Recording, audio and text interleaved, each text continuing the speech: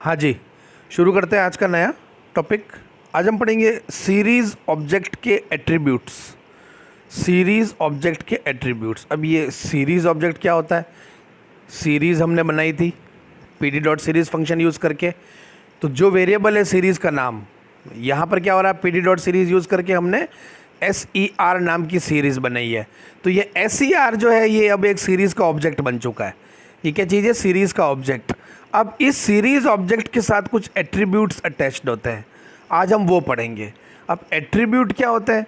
देखो, कुछ चीज़ें होती हैं जिनको बोलते हैं फंक्शन। फंक्शन मतलब जैसे कि ABC नाम का फंक्शन है, मुझे क्या पता ABC फंक्शन है? कैसे पता चलेगा? ABC के नाम के आगे ऐसे ब्रैकेट लगे रहेंगे, तो ऐसे ब्रैकेट लगा है मतलब ये ABC एक फंक्शन है। और सिंपल अगर ABC लिखा है तो मतलब ये एक एट्रीब्यूट है, ये कोई वैल्यू है। ठीक है, तो आज हम पढ़ेंगे एट्रीब्यूट्स, फंक्शंस नहीं है ये। ठीक है, चलिए देखते हैं पहला एग्जांपल। सबसे पहला एट्रीब्यूट है इंडेक्स। पहला एट्रीब्यूट क्या है? इंडेक्स। हमने एक pd डॉट सीरीज़ क्रिएट की है, ये सीरीज़ का डेटा है, ये हमने इंडेक्स अपना पास कर दिया है। अपना पास नहीं करते तो वो 0 1 2 3 4 इंडेक्स ले लेता। ठीक है, तो ये मेरी सीरीज़ ये क्रिएट हो चुकी, देखिए ये है डेटा सीरीज़ का, ये सीरीज़ का इंडेक्स है। अभी मैं देखो प्रिंट करा रहा हूँ, प्रिंट सीरीज़ का नाम यानी सीरीज़ का ऑब्जेक्ट SER डॉट इंडेक्स। क्या प्रिंट कराया मैंने? SER dot index. ये प्रिंट कराने से आउटपुट क्या आया है? इस सीरीज़ के इंडेक्स जितने भी थे वो सब मेरे पास आ चुके हैं इन द फॉर्म ऑफ लिस्ट। तो इंडेक्स मुझे, इंडेक्स फंक्शन क्या करता है? इंडेक्स रिटर्न कर लेता है। जो भी सीरीज़ का इंडेक्स होगा वो इंडेक्स मुझे आ जाएगा। ठीक है, लेकिन अब ये वाला एग्जांपल हम लोग देखते हैं। पहला वाला, ये वाला मेरी इसमें इस टाइप की सीरीज़ बन रही है क्योंकि मैंने सीरीज़ का डेटा तो पास किया है लेकिन इंडेक्स नहीं दिया, तो इंडेक्स इसने खुद से बना लिया 0 1 2 3। अब अगर यहाँ पर अगर मैं फंक्शन यूज़ करता हूँ सीरीज़ का नाम यानी सीरीज़ का ऑब्जेक्ट डॉट इंडेक्स, देखते हैं क्या आता है। इसका आउटपुट ये यहाँ लिया है, इसका आउटपुट देखो क्या आया है, ये आया है। ये मुझे, क्योंकि ये एक रेंज है, कंटिन्यूटी है 0 1 2 3 कंटिन्यूटी, इसलिए हमें रेंज लिख के दे दिया कि स्टार्ट भाई 0 से हो रहा है, स्टॉप 4 पे है, स्टेप 1 है। यानी कि ये बेसिकली कहना चाह रहा है रेंज 0,4, यही कहना चाह रहा है। स्टॉप 4 है, स्टार्ट 0 है। जिसको नहीं पता है वो मेरा रेंज वाला वीडियो देखिए और समझ में आ जाएगा। दूसरी बात ये देखो, मैंने आपको बताया था ये इंडेक्स एट्रीब्यूट है, फंक्शन नहीं है, इसीलिए हम लोगों ने SER डॉट इंडेक्स ही लिखा है। इंडेक्स के आगे ब्रैकेट नहीं लगाया है। ब्रैकेट लगाते तो ये फंक्शन हो जाता है, तो फंक्शन नहीं पढ़ रहे हम लोग, एट्रीब्यूट्स पढ़ रहे हैं। ये सारे एट्रीब्यूट्स है। ठीक है, इंडेक्स एट्रीब्यूट आपको क्लियर होगा, जो कि इंडेक्स रिटर्न कर लेता है। अगला एट्रीब्यूट है वैल्यूज़। ठीक है, ये मेरी एक सीरीज़ है, ये एक सीरीज़ का डेटा है, सीरीज़ का मैंने इंडेक्स पास किया है, ये मेरी सीरीज़ बन गई। देखिए ये इंडेक्स है, ये डेटा है। और अब मेरी अगला एट्रीब्यूट मैं क्या पढ़ रहा हूँ? Series dot values. ये देखिए क्या लिखा है मैंने? SER dot values. ये मुझे क्या करता है? सीरीज़ की वैल्यू को रिटर्न कर देता है in the form of list. Values दे देता है मुझे। इंडेक्स फंक्शन इंडेक्स देता था, वैल्यूज़ फंक्शन वैल्यू दे देता है। चलिए आगे चलते हैं। अगला है डी टाइप। डी टाइप मतलब डेटा टाइप। मुझे ये डेटा टाइप रिटर्न करता है।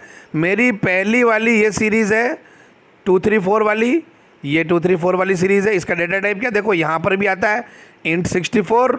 और अगर मैं ऐसे प्रिंट कराऊँ SER डॉट डी टाइप, तो इसका आउटपुट क्या आएगा? int 64। ये सिर्फ मुझे डेटा टाइप दे देगा। मेरी सेकंड वाली सीरीज़ देखो, ये इसका डेटा टाइप क्या है? ऑब्जेक्ट, क्योंकि स्ट्रिंग है तो इसका जब मैंने डेटा टाइप प्रिंट कराया तो क्या आ गया? ऑब्जेक्ट आ चुका है। तो अगला क्या एट्रीब्यूट देखा हम लोगों ने? डी टाइप, जो कि डेटा टाइप दे देता है। ठीक है, चलते आगे चलते हैं। आइटम साइज, अगला एट्रीब्यूट है आइटम साइज। आइटम साइज मुझे ईच आइटम की, हर आइटम की साइज इन बाइट देता है। एक आइटम की साइज कितनी है? इस सीरीज़ में भले ही 4 एलिमेंट हैं लेकिन सिंगल आइटम कितनी जगह ऑक्यूपाई करेगा मेमोरी के अंदर, तो ये इंटीजर है और इंटीजर 8 बाइट मेमोरी लेता है, इसलिए आउटपुट क्या आ गया? 8 आ गया। मैंने क्या लिखा था? SER dot item size. तो ये इंडिविजुअल आइटम की, एक सिंगल आइटम की साइज मुझे इन बाइट्स की टर्म्स में दे देता है। तो एट्रीब्यूट का नाम है आइटम साइज। आगे चलते हैं। अगला है एन बाइट्स। ये नंबर ऑफ बाइट्स टाइप है। एन बाइट्स का मतलब है कि टोटल साइज देगा मुझे सीरीज की इन बाइट्स, टोटल साइज, सारे एलिमेंट की साइज। तो यहाँ देखिए कितने एलिमेंट है, 1 2 3 4 5 6 एलिमेंट हैं। 6 के 6 इंटीजर हैं, हम ऊपर देख चुके हैं। एक इंटीजर ऑक्यूपाई करता है 8 बाइट, तो 6 एलिमेंट कितना ऑक्यूपाई करेंगे, 48 बाइट्स। तो इसका n बाइट का क्या आउटपुट आया है, 48 ser.n बाइट लिखा था मैंने। तो n बाइट और आइटम साइज में कंफ्यूज नहीं होना है। आइटम साइज तो हमें सिंगल एलिमेंट की साइज देता है और n बाइट्स मुझे पूरे सारे एलिमेंट की टोटल साइज देता है। आगे चलते हैं। ndim मतलब नंबर ऑफ डायमेंशंस। अब सीरीज़ में हमेशा एक ही डायमेंशन होता है। मैंने आपको बताया था सीरीज़ की क्लास में, सीरीज़ एक single dimension, single row format है। बस मेरे पास ये ऐसी सिंगल वैल्यू होती है, 1 डायमेंशन ही होता है। 2 डायमेंशन में डेटा फ्रेम आ जाता है। डेटा फ्रेम हम लोग आगे पढ़ेंगे। डेटा फ्रेम 2 डायमेंशन होता है। 2 डायमेंशन मतलब रो कॉलम फॉर्मेट, ऐसा फॉर्मेट होता है। ये 2 डायमेंशन है, लेकिन हम लोग रो कॉलम फॉर्मेट नहीं पढ़ते। सीरीज़ एक 1 डायमेंशन है, इसलिए जब भी मैं ndim प्रिंट कराऊंगा तो हमेशा आउटपुट 1 ही आएगा इन केस ऑफ सीरीज। तो नंबर ऑफ डायमेंशन ndim। अगला फंक्शन देखते हैं, शेप।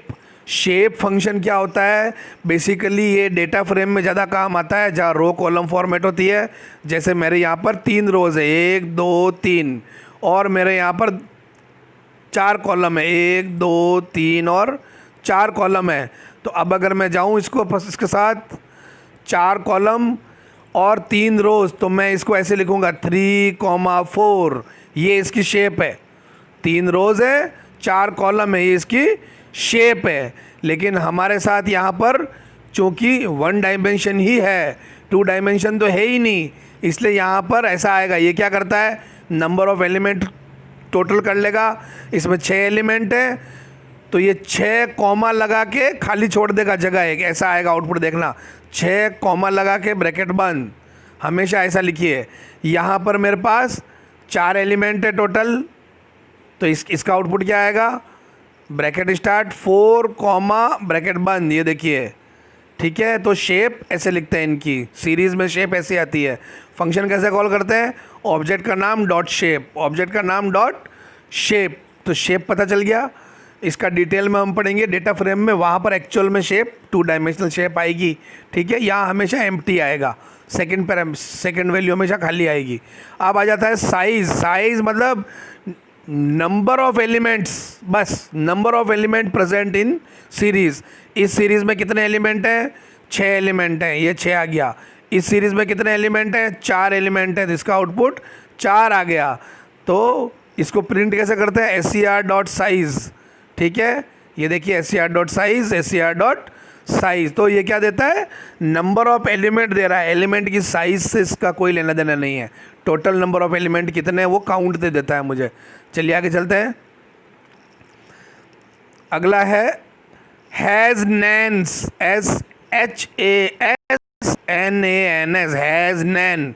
ये मुझे देता है कि मेरी सीरीज़ में जितनी भी एलिमेंट्स हैं उनमें अगर एक भी नैन वैल्यू है, कोई नैन वैल्यू है क्या, ये चेक करता है।